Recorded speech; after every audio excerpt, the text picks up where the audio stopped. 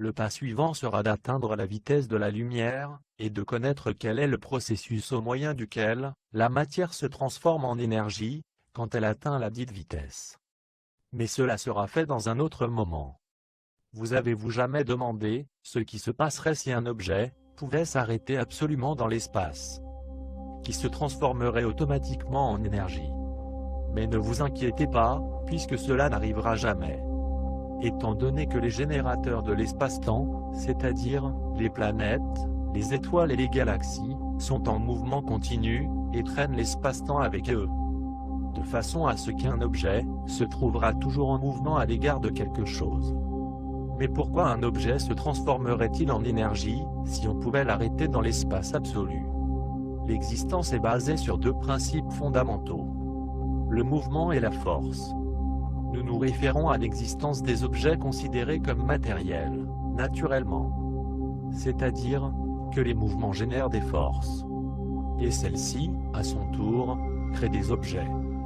Toutefois, les dites forces sont seulement générées, tandis que les objets se trouvent à l'intérieur d'un rang de vitesse, comprise entre la vitesse de la lumière et une vitesse nulle. Nous savons déjà que d'atteindre la vitesse de la lumière, la matière se transformerait en énergie. Mais, qu'est-ce qui arriverait si nous éliminons tout mouvement de translation? Que toutes les forces de l'univers disparaîtraient. C'est pour cela que la structure de la matière disparaîtrait et se transformerait en énergie. Bien qu'en réalité il ne s'agisse pas d'une transformation proprement dite. Mais il serait plus approprié de dire qu'après avoir éliminé tout mouvement, la matière perdrait sa structure, jusqu'à se réduire à ses particules composantes, puisque toute force a disparu. C'est-à-dire que la matière se désagrégerait sous forme de quanta d'énergie. Cela veut dire que d'atteindre n'importe quelle de ces limites de vitesse, tout mouvement et donc toute force relative disparaîtrait, et il resterait seulement de l'énergie. Maintenant que, si nous savons et avons la preuve directe, dont un objet se désagrège sous forme de quanta d'énergie après avoir atteint la vitesse de la lumière, bien qu'en pratique nous ne puissions pas l'obtenir, pourquoi n'avons-nous pas la preuve de le fait contraire? C'est-à-dire, pourquoi n'avons-nous pas la preuve, dont quand un objet s'est arrêté dans l'espace, se désagrégerait également sous forme de quanta d'énergie? Peut-être que nous n'avons pas cherché bien, ou peut-être pouvait aussi être par ignorance. Voyons voir, quelle autre expérience avons-nous, en plus de la transformation de matière en énergie, après avoir atteint la vitesse de la lumière, où se donnent des conditions pareilles? C'est-à-dire, qu'aussi comme il arrive quand nous essayons d'atteindre la vitesse de la lumière, les difficultés pour l'obtenir augmentent de forme exponentielle. J'imagine que vous avez déjà une légère idée à propos de l'expérience à laquelle nous nous rapportons. Mais nous n'allons pas le dire directement. Nous atteindrons cet objectif au moyen du raisonnement.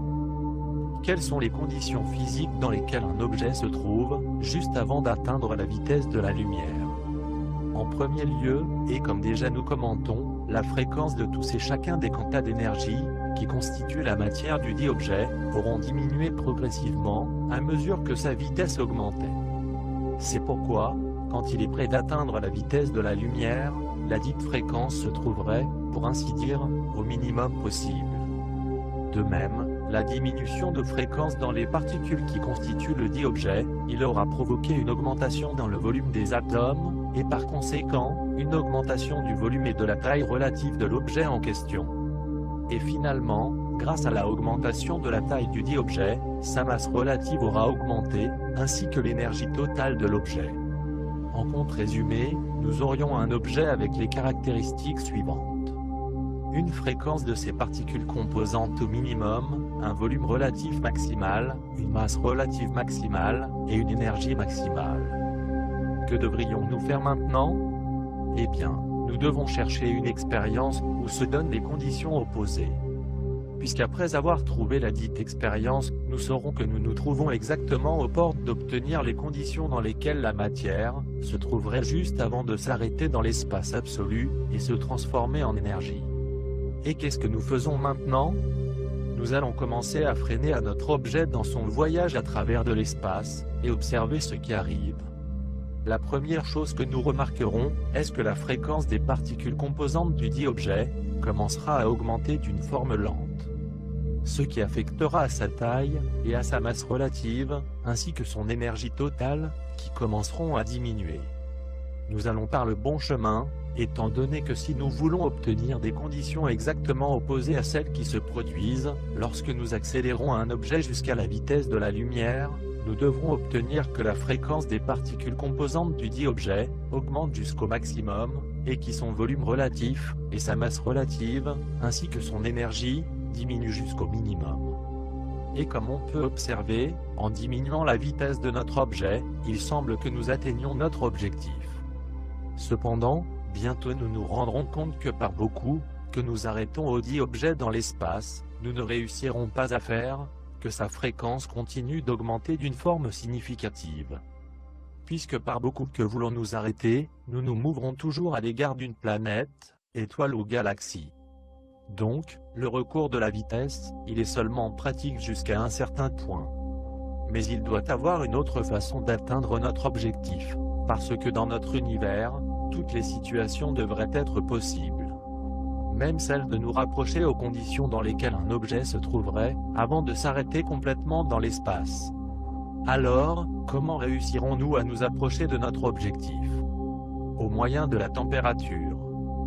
Puisque, comme il est déjà su, si nous descendons la température d'un objet, nous réussirons à diminuer tant son volume, comme son énergie. De façon à ce que nous allons faire descendre la température de notre objet, et observer ce qui se passe. Tout d'abord, nous verrons comment la fréquence des particules qui composent le dit objet, commencera à augmenter à nouveau. Ce qui fait qu'augmentera la force avec laquelle s'attirent les particules qui composent le dit objet. De façon à ce que la distance qui séparait une particule des autres, diminuera.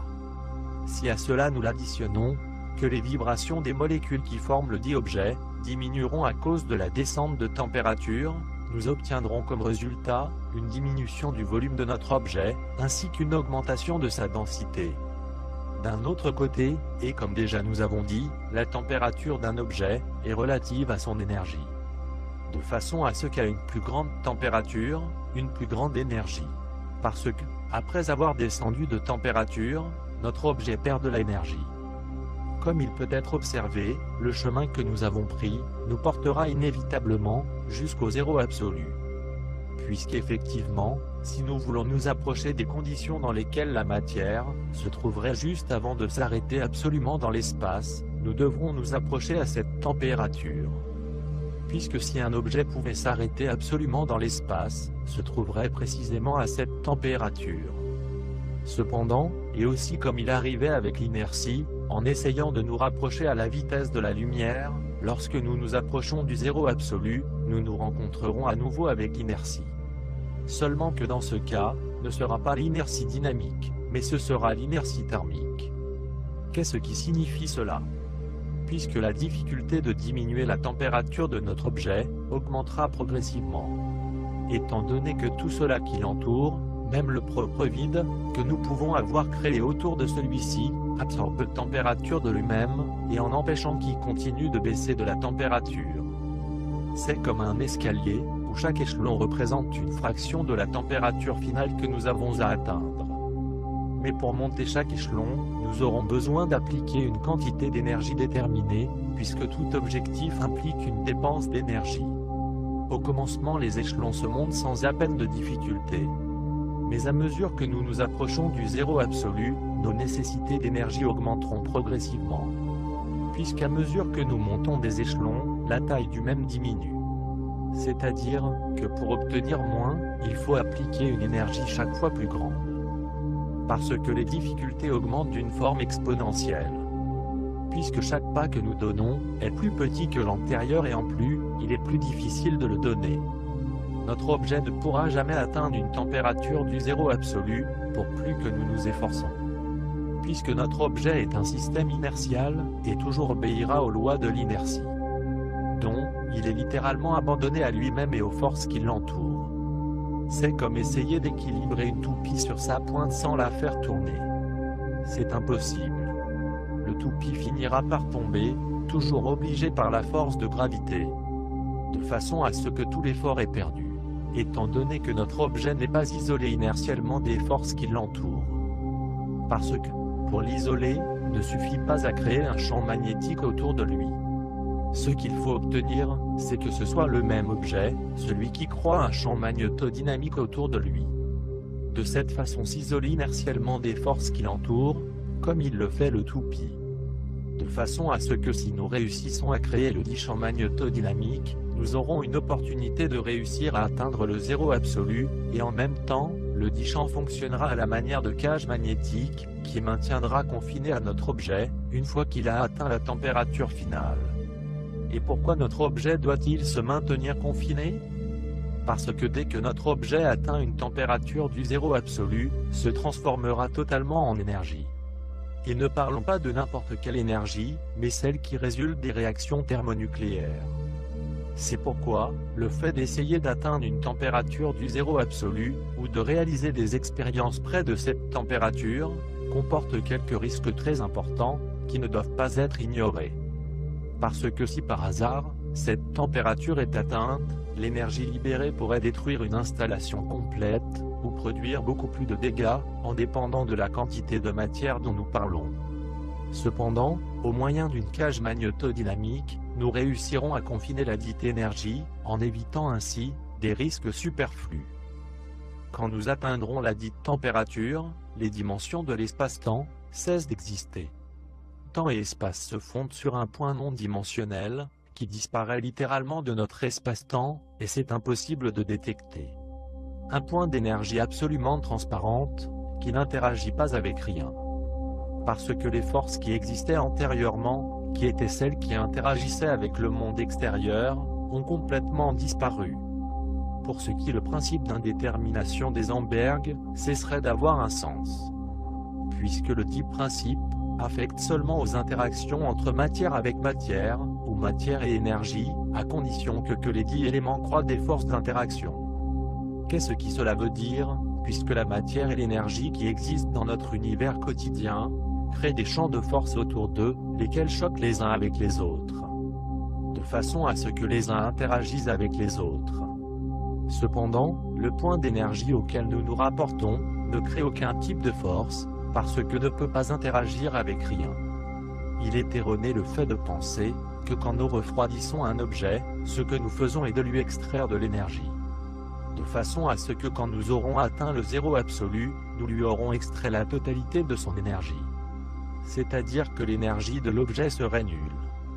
En pensant peut-être que, après lui avoir extrait l'énergie, par la relation d'équivalence entre masse et énergie, resterait également sans matière. Mais ce que nous faisons en réalité, est d'enlever l'énergie dynamique à la matière, non l'énergie intrinsèque de la matière. C'est-à-dire, l'énergie qui est générée dans les réactions thermonucléaires.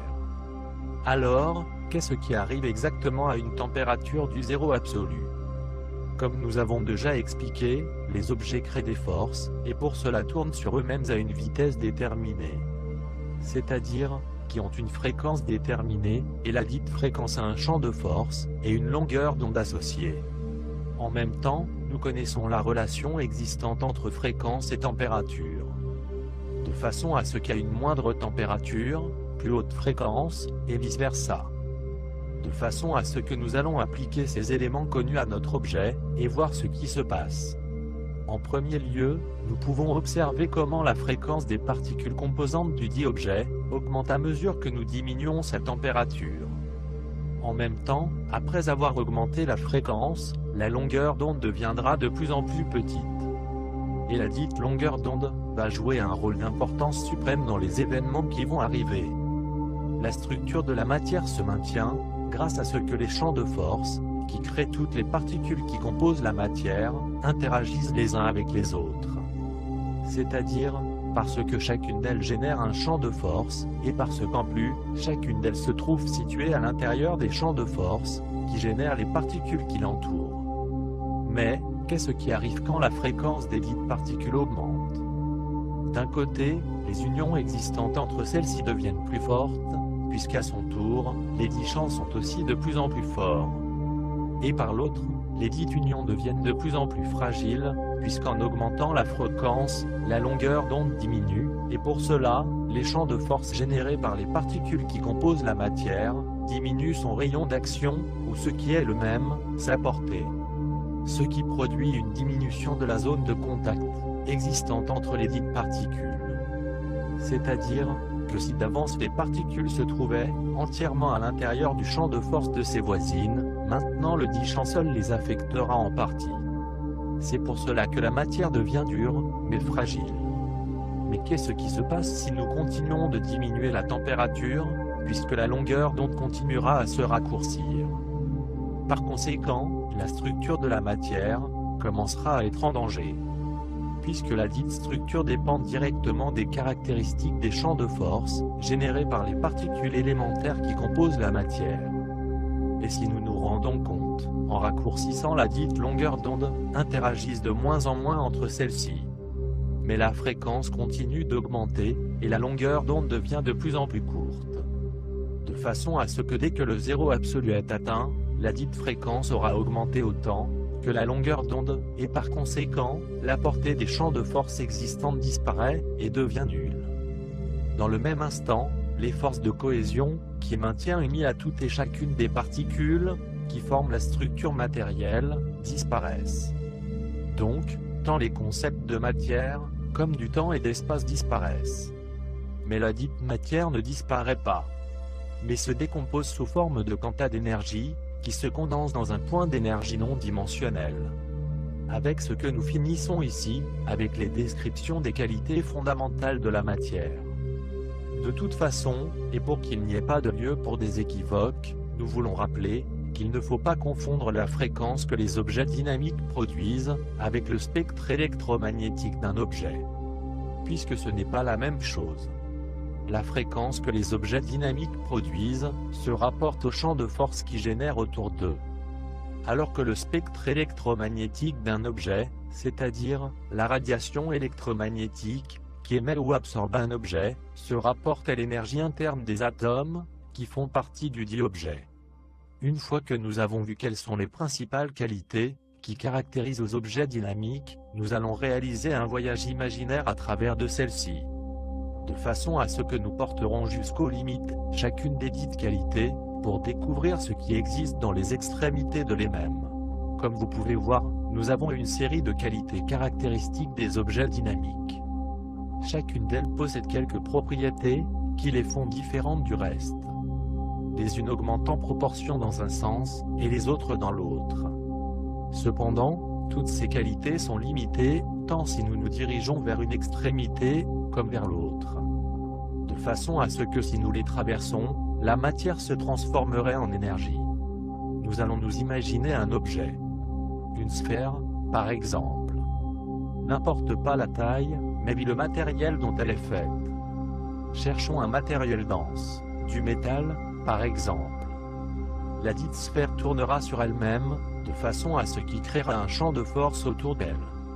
C'est-à-dire que la sphère créée entrera dans la catégorie des objets dynamiques, qui sont régis par les lois de la géométrie dynamique, comme les quantas d'énergie, les nucléons, les atomes, et les objets gravitationnels.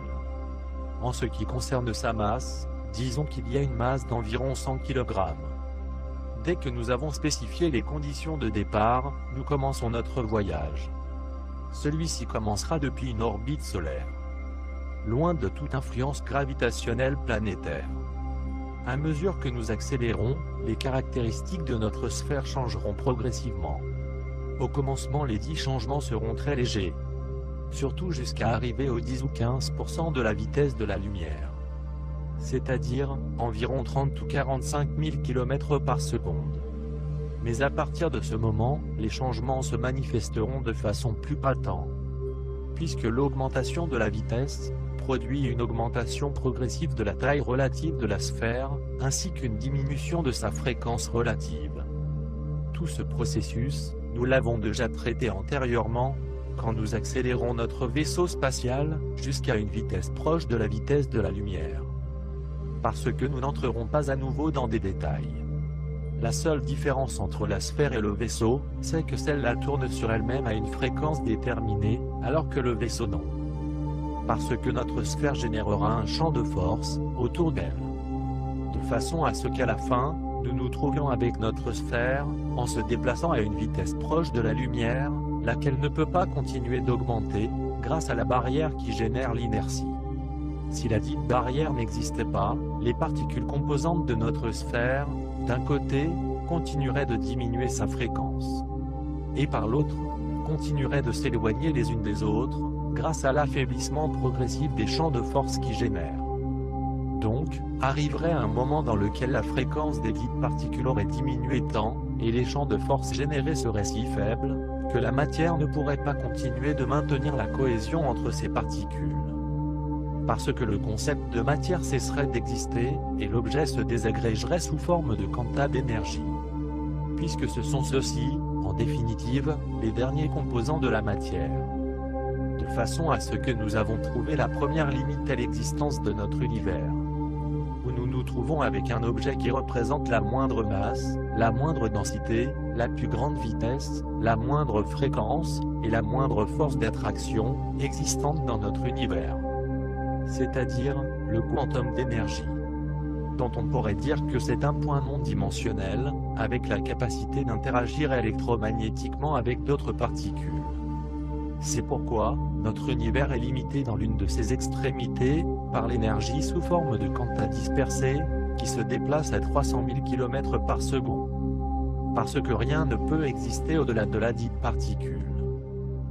La fréquence de la sphère est un aspect fondamental à tenir en compte. Surtout parce que cette sphère crée un champ de force autour d'elle, qui peut attirer des objets et des particules qui se trouvent à sa portée. Imaginez qu'après l'avoir accéléré à travers de l'espace, se trouve avec des nuages de particules. Si sa fréquence augmentait, au lieu de diminuer, la force de son champ d'attraction augmenterait. Donc, après avoir passé pour les 10 nuages, une grande quantité de particules serait attirée par elle. Parce que sa masse augmenterait d'une forme lente, et c'est pourquoi, elle augmenterait encore plus, la difficulté de l'accélérer. Cependant, comme la fréquence diminue lorsque la vitesse augmente, les possibilités d'attirer d'autres particules s'est réduite. Nous avons trouvé l'une des extrémités qui limite l'existence de notre univers. En pouvant vérifier comment c'est le propre mouvement, celui qui limite le mouvement des particules. En étant celui-ci, le mouvement maximal qui peut se produire dans notre univers. C'est-à-dire, la vitesse de la lumière. Mais s'il y a une limite allant dans un sens, il doit y avoir une autre limite en allant dans un sens opposé. Pour trouver l'extrémité opposée, la première chose que nous devrions faire est, bien sûr, de réduire la vitesse de la sphère. Donc, sa masse relativiste diminuera, son volume relatif diminuera, sa densité relative augmentera, et son état temporel s'accélérera. Maintenant que, par beaucoup que nous voulions arrêter dans l'espace à notre sphère, nous ne pourrons jamais aller plus lentement que quand nous étions dans le point de départ, situé dans une orbite solaire. Parce que nous ne pourrons pas faire que notre sphère se meut plus lentement pour que sa fréquence augmente, et obtenir de cette façon, atteindre l'extrémité opposée. Il est clair que nous ne pourrons pas atteindre notre objectif au moyen du déplacement linéaire de notre sphère. Cependant, il y a une caractéristique fondamentale, qui nous pourrait aider à obtenir notre objectif. Le champ de force généré par notre sphère. Lequel a augmenté, à mesure que nous arrêtions notre sphère dans l'espace. Nous allons être très imaginatifs, et allons supposer qu'à notre sphère, s'approche des nuages de particules de façon périodique. Nous pourrons vérifier, que grâce au champ de force qui génère la sphère, les dites particules seront attirées par elle, et provoqueront une augmentation progressive de sa masse. À son tour, l'accroissement de masse provoquera une augmentation de l'intensité du champ de force généré. Ce qui provoquera une augmentation de la pression dynamique à l'intérieur de la sphère. Ce qui à son tour aura une incidence sur sa densité, qui augmentera. En provoquant une augmentation dans la fréquence de les particules composant de la sphère. Ce qui à son tour produira une diminution de la température interne de la sphère, et tout cela, produira une augmentation progressive de la force d'attraction, qui génère la sphère autour d'elle. En produisant un cercle vicieux dynamique, où toutes les actions sont enchaînées l'un après l'autre. En obtenant d'une forme progressive, une sphère plus massive, plus dense, qui tourne à une vitesse chaque fois plus grande, dont la température descend d'une façon progressive, et où le champ de force qui génère la sphère autour d'elle, devient de plus en plus intense. Au début, les changements se produisent d'une forme très lente, puisque le champ de force qui génère la sphère n'est pas suffisamment intense et fort. Mais à mesure qu'il gagne de la masse et de la fréquence, le champ de force gagne en intensité et force, de façon à ce que se produise une augmentation accélérée de ces deux composants. Supposons que la sphère ait un approvisionnement constant de nuages de particules. Avec le temps, et nous parlons des milliers de millions d'années, nous aurions obtenu la taille d'une planète comme Jupiter. Mais avec une différence fondamentale, puisque Jupiter tourne sur lui-même, en créant un champ de force qui se concentre fondamentalement au niveau de son équateur. Alors que notre sphère gigantesque crée un champ de force totalement sphérique autour d'elle. À mesure que sa masse et sa fréquence augmentent, les conditions de confinement dans son intérieur deviennent de plus en plus extrêmes. Les conditions de pression et de densité à l'intérieur de la sphère commencent à être insupportables pour les atomes qui la composent. Il arrive un moment où la masse de la sphère augmente jusqu'à quelques dizaines de fois la masse de la planète Jupiter.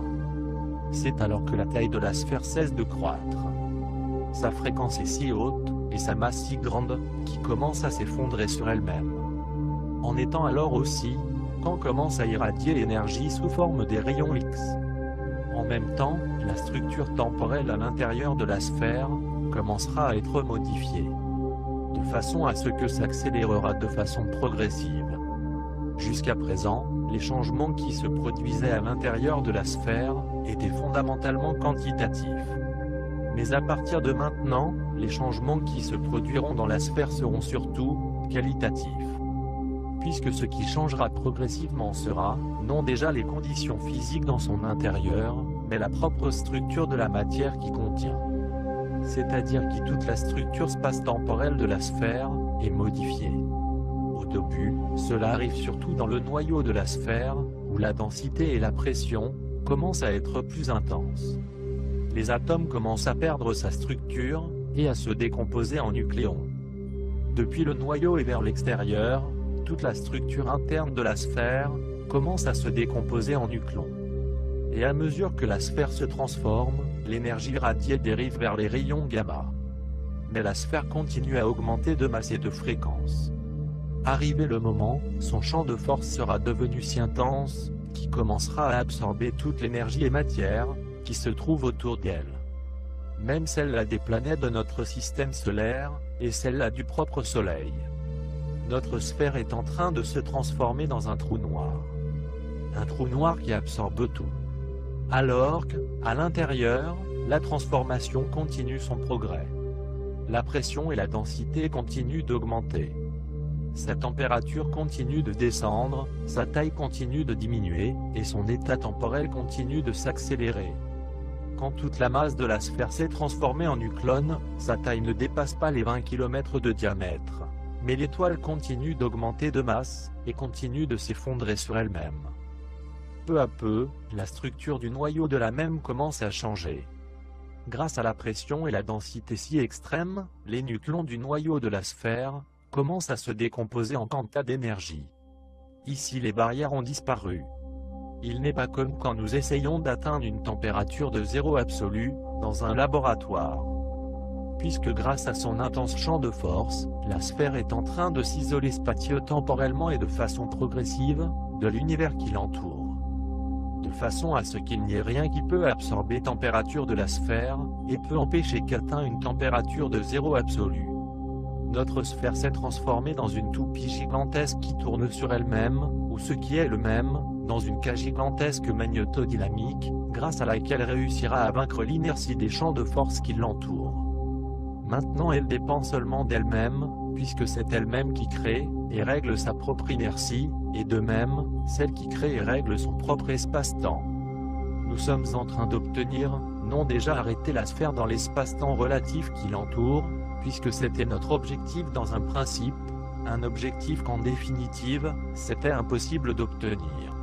Mais ce que nous obtenons, c'est que la sphère s'isole totalement de tout ce qui l'entoure, et qui s'arrête dans l'espace et dans le temps qu'elle-même génère. De la même façon que nous expliquons dans le chapitre de l'inertie, quand la température de la matière s'approche du zéro absolu, la portée des champs de force, générés par les particules qui composent la matière, diminue progressivement, jusqu'à atteindre le zéro absolu. Moment dans lequel, grâce à la fréquence très haute générée par les dites particules, l'amplitude de ces champs de force devient nulle. Et c'est pourquoi, toute force d'interaction disparaît. Eh bien, c'est exactement ce qui arrivera avec notre sphère. Quand toute sa masse se sera transformée en quanta d'énergie, tout son volume sera réduit jusqu'à un point non dimensionnel, qui n'interagit pas avec rien, puisque l'énergie n'a pas de masse, et n'occupe pas d'espace.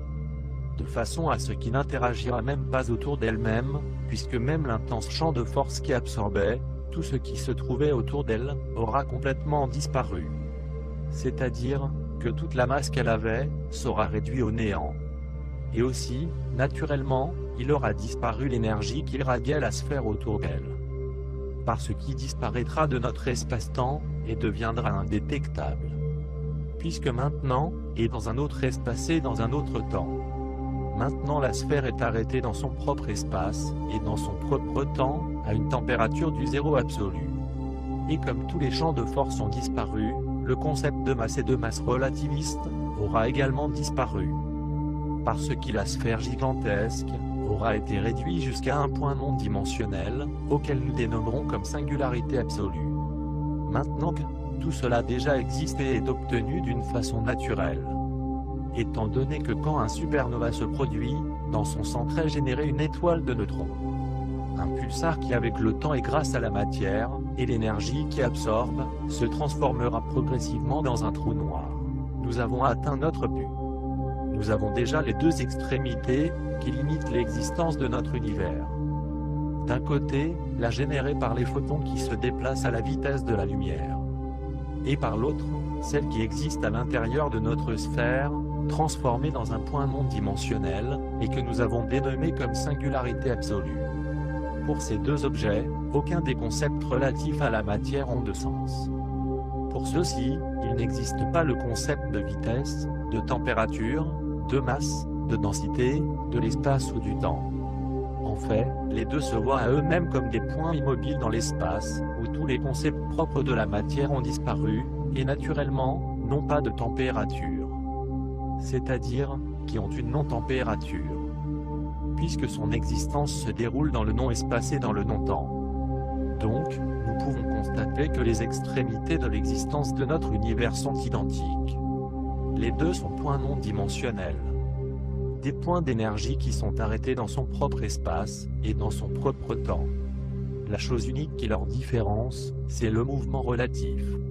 Ce qui veut dire, en définitive, que sous certaines conditions, n'importe quel point de l'univers aurait assez d'énergie, comme pour créer un univers. Cependant, le point non dimensionnel dénommé, comme singularité absolue, représente le principe de l'univers, alors que l'autre point non dimensionnel, le quanta d'énergie, représente la fin de l'univers. Le mouvement génère des forces, et les dites forces, génèrent des éléments avec l'apparence de particules. Puisque la particule élémentaire, les nucléons et les atomes, ne sont que des éléments créés à partir des forces, lesquels ont été générés grâce au mouvement. À son tour, les atomes sont reliés entre eux au moyen des forces qui génèrent, et créeront des structures que nous identifions avec le nom de matière. C'est-à-dire, que les dites forces génèrent des formes géométriques, des formes tridimensionnelles. De façon à ce qu'à partir des dites forces, et des dites formes, on crée l'espace-temps, qui n'est que la base de ce que nous dénommons comme réalité. Mais le mouvement ne crée pas n'importe quel type de forme. Il ne crée pas des formes au hasard. Mais il crée des symétries.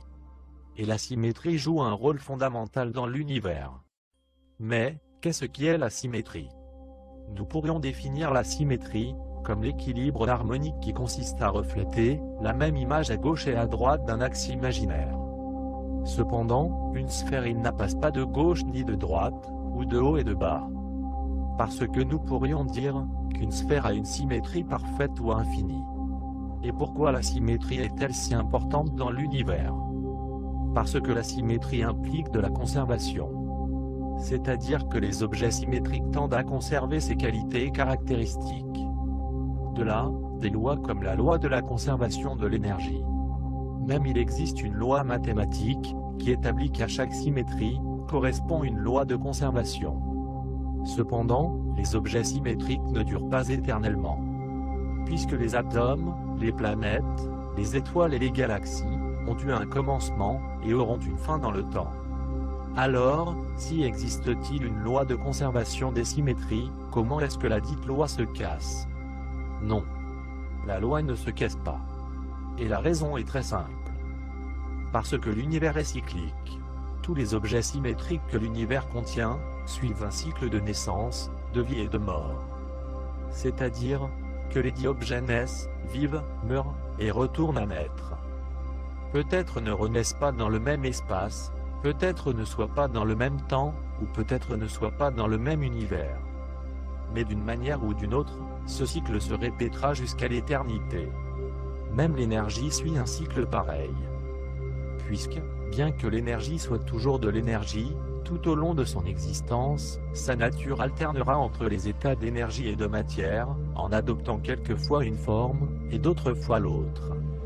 Maintenant, comment crée-t-on les symétries, et comment se conservent-elles? Les symétries peuvent être créées seulement, grâce au mouvement, et se conservent grâce aux champs de force, qui produisent les objets dynamiques. De façon à ce que tous les objets symétriques que l'univers contient, sont cycliques et ont tendance à se conserver. Mais si les lois de la symétrie affectent à tout l'univers, cela signifie qu'ils affecteront tant aux objets, comme aux êtres vivants qui contient. Puisque nous, les êtres humains, avec le reste des êtres vivants qui habitons cette planète, sommes symétriques. Mais, de quelle manière nous affecte-t-elle?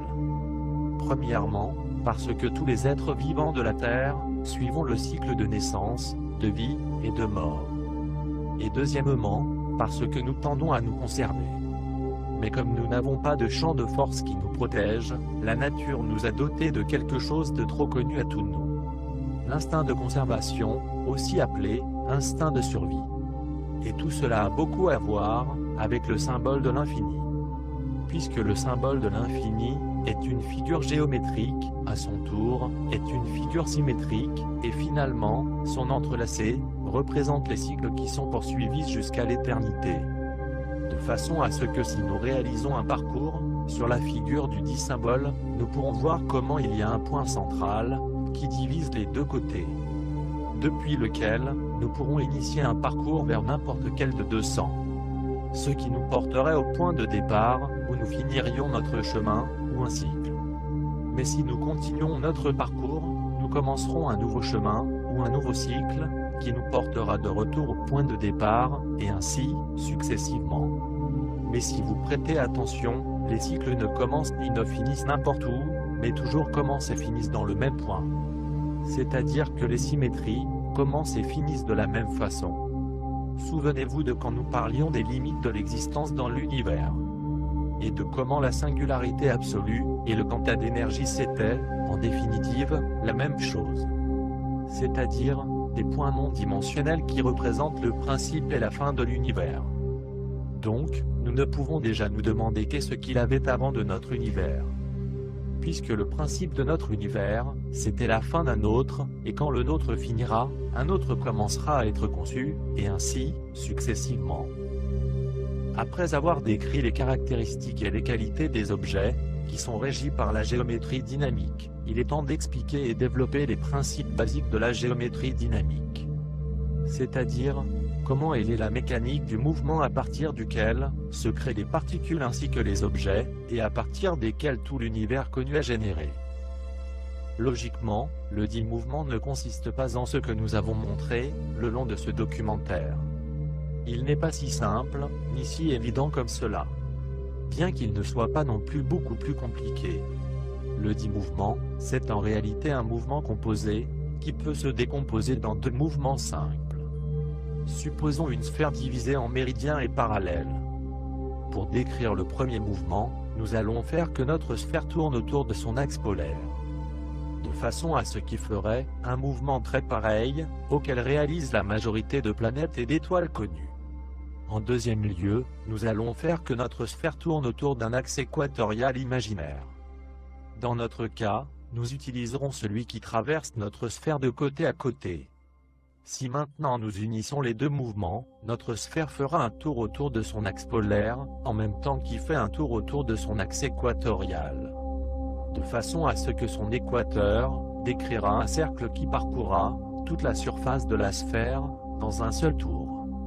Et comme le champ de force des objets dynamiques se concentre justement dans son équateur, le dit objet créera un champ de force totalement sphérique, auquel nous dénommerons omnisphère. Mais attention, l'omnisphère n'est pas un objet. C'est un champ sphérique de force, créé pur et simple à partir du mouvement. De façon à ce que tout objet soit déjà naturel, ou créé artificiellement qui produit ou reproduit le dit mouvement, acquérera automatiquement les qualités des objets, qui sont régis par la géométrie dynamique. Ce qui signifie que si nous fabriquons une sphère métallique avec assez de masse, et nous l'imprimons un mouvement de rotation comme l'indiqué, avec une vitesse suffisante, nous pourrons observer comment il devient un objet, avec toutes les caractéristiques et qualités des objets dynamiques. Donc, il créera un champ de force autour de lui, et sa température interne descendra. Mais regardons attentivement, dans le point où se joignent le méridien et l'équateur que nous avons juste au centre de notre sphère. Nous pouvons observer qu'à mesure que l'omnisphère tourne, le dit point parcourt la surface de la même, et peu à peu se crée une figure dans l'espace. Peut-être un point ne nous dit rien. Mais si nous unissons tous les points spatiaux, à travers desquels le dit point passe, nous pourrons observer qu'il génère une figure dans l'espace. Une figure géométrique. Une figure qui commence dans un point, réalise un parcours, et revient au point de départ. Continue vers l'autre côté, réalise un autre parcours, et revient à nouveau au point de départ. En créant une figure symétrique, qui certainement leur semblera très familière, et que nous connaissons, comme le symbole de l'infini. N'importe quel point situé sur l'équateur de la dite sphère, créera la même figure symétrique. Mais comme vous aurez déjà deviné, le symbole de l'infini n'est pas une figure bidimensionnelle, comme on le pensait jusqu'à présent. Puisque comme vous pouvez observer, la figure créée sur la surface de l'omnisphère doit nécessairement être une figure tridimensionnelle, étant donné que dans notre univers, il n'y a que des objets tridimensionnels. Parce que le symbole de l'infini ne peut pas être moins.